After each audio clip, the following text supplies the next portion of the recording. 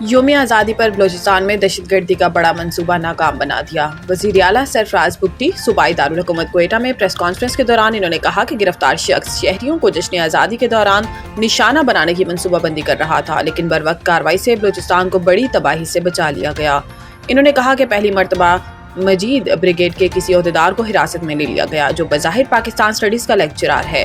وزیر اعلیٰ نے انکشاف کیا کہ یہ شخص نہ صرف بچوں کو شدت پسندی کی طرف راغب کرتا تھا بلکہ دہشت گردوں کا علاج بھی اپنے گھر پر کرتا رہا۔ انہوں نے سیکیورٹی فورسز، انسداد دہشت گردی کے محکمے اور پولیس کو کامیاب کارروائی پر خراج تحسین پیش کیا۔ پریس کانفرنس میں وزیر اعلیٰ نے گرفتار شخص کا ایک ریکارڈ شدہ اعترافی بیان بھی سنایا۔ اس میں ملزم نے بتایا کہ اس نے قائد اعظم یونیورسٹی سے ماسٹرز اور پشاور یونیورسٹی سے پی ایچ ڈی کی ڈگری حاصل کی ہے اور گریڈ 18 میں بطور لیکچرار تعینات ہے، جبکہ اس کی بیوی بھی سرکاری ملازم ہے۔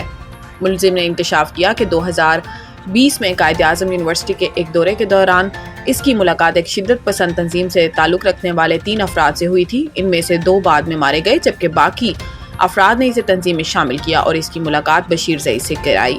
اس نے مزید کہا کہ تمام روابط ٹیلی گرام کے ذریعے استوار ہوئے اور کوئٹہ پہنچنے کے بعد اس نے گروہ کی ہدایت پر 3 کارروائیوں میں سہولت کاری کی۔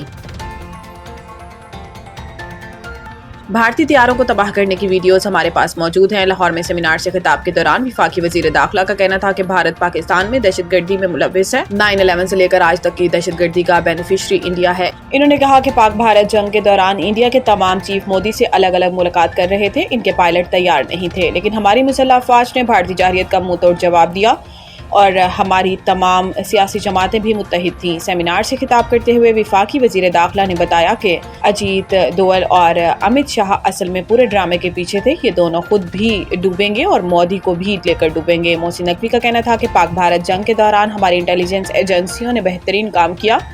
جنگ کے دوران بھارت کے تمام منصوبوں کا ہمیں پتہ چل رہا تھا۔ وفاقی وزیر داخلہ کا مزید کہنا تھا کہ ہمارے ساتھ اللہ کی مدد تھی۔ بھارت نے ہماری اہم بیسز پر 7 میزائل فائر کیے، ان میزائلوں میں سے کوئی بھی بیس پر نہیں گرا۔ ہماری جس بیس پر قیمتی اثاثے موجود تھے وہاں کوئی بھارتی میزائل گرا ہی نہیں۔ موسمیاتی تبدیلی نجی شعبے کو ساتھ دینا ہوگا، حکومت تنہا کچھ نہیں کر سکتی۔ وزیر خزانہ پاکستان بینکس ایسوسی ایشن کی ورکشاپ سے خطاب کرتے ہوئے انہوں نے کہا کہ ہم پاکستان میں 2 خطرات، بڑھتی آبادی اور دوسرا موسمیاتی تبدیلی کا سامنا کر رہے ہیں۔ ورلڈ بینک کے ساتھ ایک فریم ورک کی بات ہوئی ہے جس کی 6 جہتیں ہیں، جن میں سے 2 موسمیاتی تبدیلی سے متعلق ہیں۔ یہ وقت ہے کہ موسمیاتی تبدیلی کے تناظر میں نجی شعبے کو حکومت کا ساتھ دینا ہوگا۔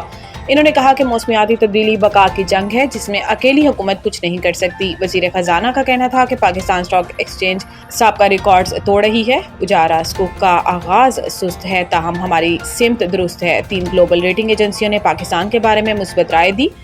گیلپ سروے بھی پاکستان کے بارے میں مثبت رپورٹ کر رہا ہے۔ حکومت کو بجلی وصولیوں کے نقصانات 183 ارب کم کرنے میں بڑی کامیابی۔ اسلام آباد سرکاری بجلی تقسیم کار کمپنیوں کی نااہلی اور چوری کی مدد میں کیے گئے نقصانات میں بڑی کمی نہ لائی جا سکی، جس کے باعث قومی خزانے کو کھربوں روپے کا نقصان پہنچا ہے۔ گزشتہ مالی سال کے دوران ڈسکوز کے نااہلی اور چوری کی مد میں نقصانات صرف 11 ارب روپے کم ہونے کے بعد 265 ارب روپے رہے، تاہم وفاقی حکومت کو بجلی وصولیوں کے نقصانات 183 ارب روپے کم کرنے میں بڑی کامیابی ملی۔ مالی سال 2023-24 کے دوران بجلی چوری اور ڈسکوز کی نااہلی کے نقصانات 276 ارب روپے تھے، جو گزشتہ مالی سال 2024-25 میں 11 ارب روپے کی کمی سے 265 ارب روپے پر آ گئے۔ سرکاری ڈیٹا کے مطابق گزشتہ مالی سال ڈسکوز کی انڈر ریکوریز میں 183 ارب روپے کی کمی ہوئی، جس کے بعد گزشتہ مالی سال کے دوران ڈسکوز کی انڈر ریکوریز 132 ارب روپے رہی اور مالی سال 2023-24 میں یہ نقصانات 315 ارب روپے تھے۔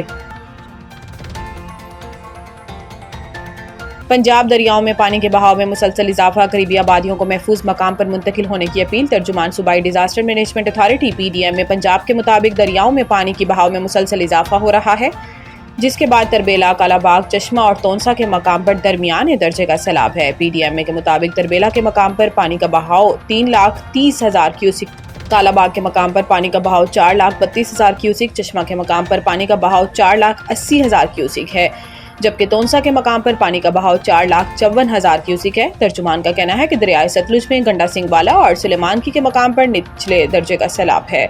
گنڈا سنگھ کے مقام پر پانی کا بہاؤ 65,000 اور سلیمان کی کے مقام پر 69,000 کیوسک ہے۔ PDM کے مطابق دریائے راوی میں ڈسٹرکٹ کے مقام پر نچلے درجے کا سیلاب ہے اور پانی کا بہاؤ 54,000 کیوسک ہے، جبکہ نالا پلکھو میں درمیانے، نالا ایک بئی اور بسنتر میں نچلے درجے کا سیلاب ہے۔ پی ڈی ایم کا بتانا ہے کہ بالائی علاقوں میں بارشوں کے سبب دریاؤں کے بہاؤ میں اضافے کا خدشہ ہے۔ دریاؤں کے پاٹ میں موجود شہری فوری محفوظ مقامات پر منتقل ہو جائیں۔ محسن نقوی کا قومی ہاکی ٹیم کے کھلاڑیوں کے لیے فی کس 10 لاکھ روپے انعام کا اعلان۔ تفصیلات کے مطابق وفاقی وزیر داخلہ اور chairman P C B Mohsin Naqvi سے پاکستان کی قومی ہاکی ٹیم کے کپتان عماد شکیل بٹ نے ملاقات کی۔ ہاکی ٹیم کے کپتان عماد شکیل بٹ نے محسن نقوی کو نشان امتیاز ملنے پر مبارکباد پیش کی اور ہاکی کے کھیل کی بحالی اور پرو ہاکی لیگ میں شرکت کے مسائل سے آگاہ کیا۔ ملاقات میں ہاکی کے کھلاڑیوں کی ویلفیئر اور ری ہیب کے مسائل پر بھی تبادلہ خیال کیا گیا۔ محسن نقوی نے ہاکی کھلاڑیوں کے لیے فی کس 10 لاکھ روپے انعام کا اعلان کرتے ہوئے کہا کہ ہاکی کھلاڑیوں کے میڈیکل اور فٹنس کیسز کو پی سی بی کی پیشہ ورانہ میڈیکل ٹیم ہینڈل کرے گی۔